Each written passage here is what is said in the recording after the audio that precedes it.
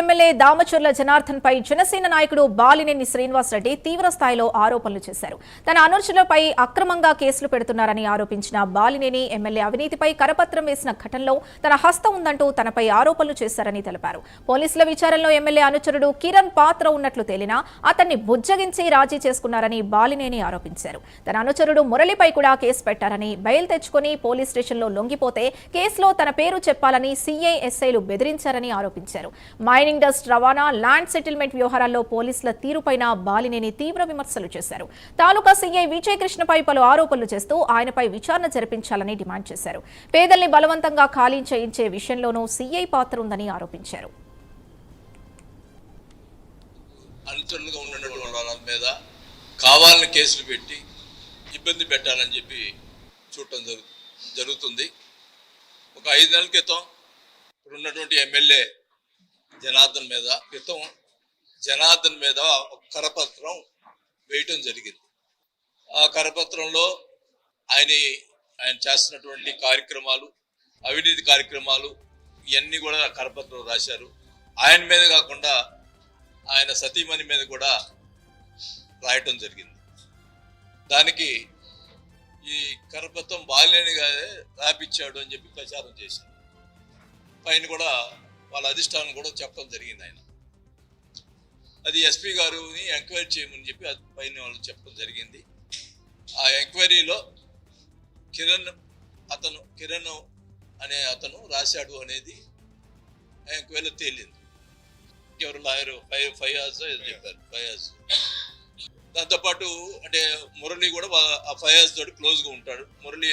బొమ్మినేని మురళి అనే అతను ఫయాజ్ తో పాటు క్లోజ్గా ఉంటాడు. అతను అంటే మాతో పాటు సేల్ అవుతా ఉన్నాడు. మరి ఆ ఎంక్వైరీలో కిరణ్ని పట్టుకొని స్టేషన్ తీసుకురావడం జరిగింది. అవన్నీ మీ అందరూ తెలుసు. గతంలో జరిగింది కూడా.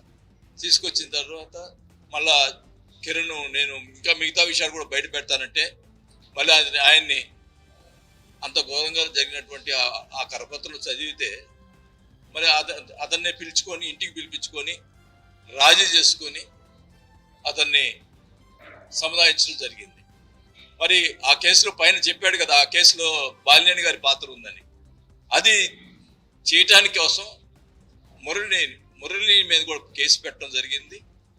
అతను 5 నెలల పాటు, నేను చెప్తున్నాను, ఆ మురళి అనే అతను 5 నెలల పాటు బయట అబ్స్కాండింగ్ కనపడకుండా తిరిగాడు. కనీసం నాకు ఫోన్ కూడా చేయలేదు. కనీసం నా ఇంటికి కానీ ఆ ఫోన్ కానీ నా దగ్గర రూపాయి డబ్బులు కూడా ఆశించలేదు. అంటే నేను ఇబ్బందులు, అంటే బయట అబ్స్కాండింగ్లో ఉన్నాడు కదా, అవసరం ఉంటాయి కదా ఎవరికైనా జనరల్గా. నా అనుచరుడు కదా, అయినా కూడా అతను నన్ను ఏం అడగల. ఎందుకు అడగలేదు నేను అనే ప్రశ్న వచ్చినప్పుడు అతను చెప్పిన మాటలు ఏంటంటే, సార్ మీకు దీంట్లో ఏం సంబంధం లేదు, నేను కనుక ఫోన్ చేస్తే ఆ ఫోన్ ట్రాప్ చేసి కూడా మీకు సంబంధం ఉందని మాట్లాడతారు. అందువల్ల మీ ఇంటికి రావటం కానీ మిమ్మల్ని రూపాయి డబ్బులు అడగటం కానీ చేయలేదు అని చెప్పి మాట్లాడాడు. ఒంగోలులో మద్యం దుకాణాలు, ఇసుక అక్రమ రవాణా, డ్వాక్రా రుణాలు, మున్సిపాలిటీలో అవినీతిపై బాలినేని పలు ఆరోపణలు చేశారు. ఎమ్మెల్యే దామచర్లపై సమగ్ర విచారణకు ముఖ్యమంత్రి చంద్రబాబు ఆదేశిస్తే వాస్తవాలు బయటపడతాయని అన్నారు. తనపై ఎన్ని కేసులు పెట్టినా ప్రజల కోసం పోరాడేందుకు సిద్ధంగా ఉన్నానని బాలినేని స్పష్టం చేశారు. నియోజకవర్గంలో ప్రజలకు ఎలాంటి ఇబ్బంది వచ్చినా తాను ముందుండి పోరాడతానని తెలిపారు. అయితే బాలినేని చేసిన ఆరోపణలపై ఎమ్మెల్యే దామచర్ల జనార్దన్ లేదా సంబంధిత అధికారులు ఇచ్చే వివరణ వెలువడాల్సి ఉంది. స్టోరుల చేత అమ్మించుకుని నెలకి 25 లక్షలు ఆయనకి ఇవ్వాలి. ఇది వాస్తవం కాదా? ఇది వాస్తవం కాదా అని అడుగుతా ఉన్నా. అప్పుడు మీరందరూ కూడా ఉన్నారు. మేము ఎమ్మెల్యేగా ఉన్నప్పుడు నేనంటే నమ్మరని మా అబ్బాయి మీద ఎన్ని రకాలుగా పొద్దు చెల్లారు, ఎన్ని రకాలుగా మనుషులు పెట్టి చేశారు. ఇప్పుడు చూపించు, ఏం చేశాడో పలాను చూపించు. నువ్వు అధికారంలో ఉన్నావు, పలాను చూపించు. నువ్వు కబ్జా చేసినవి ఎక్కడ ఏం చేసినవి మొత్తం నేను చూపిస్తా. మా అబ్బాయి ఏం చేశాడు చూపించు. కూటమి ఉంది, 150 ఫేర్ పే షాపులు ఉంటే ఒక షాపు ఇస్తావు జనసేనకి. ఒక షాపు అంటే నీకు వాళ్ళు అనిగిమని ఓట్లు వేసేదానికే నా జనసేన వేరే దానికి పనికి రాదా? ఒక షాప్ ఇస్తావు. ఏం చేసావు చెప్పు జనసేనకి?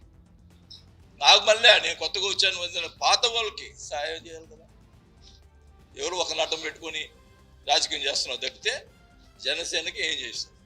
ఇక్కడ కాదు, జిల్లాలో ఉన్నటువంటి చాలా మంది జనసేన వాళ్ళు చాలా కార్యకర్తలు చాలా ఇబ్బంది పడుతూ ఉన్నారు. చాలా అన్యాయం, వాళ్ళు ఓట్లు వేసి అన్యాయం పెట్టారు. వాళ్ళందరూ కూడా నేను అండగా ఉంటా, నేను ప్రతి కాన్స్టిట్యున్సీకి జరిగేటటువంటి ప్రతి విషయం నేను ఓపెన్ అవుతా, నేను ఊరుకోను. ఎందుకంటే దానికి ఓర్పు నశించింది. ఓర్పు అనేది కొంతకాలమే ఉంటుంది, ఓర్పు నశించింది అని ఖచ్చితంగా కూడా నేను జనసేన కార్యకర్తల కోసం, నేను ప్రజల కోసం, ఎవరైనా ప్రజలు ఎక్కడ ఇబ్బంది జరిగినా నేను రెడీగా ఉన్నా. నేను వచ్చి నాకు ఎన్ని కేసులు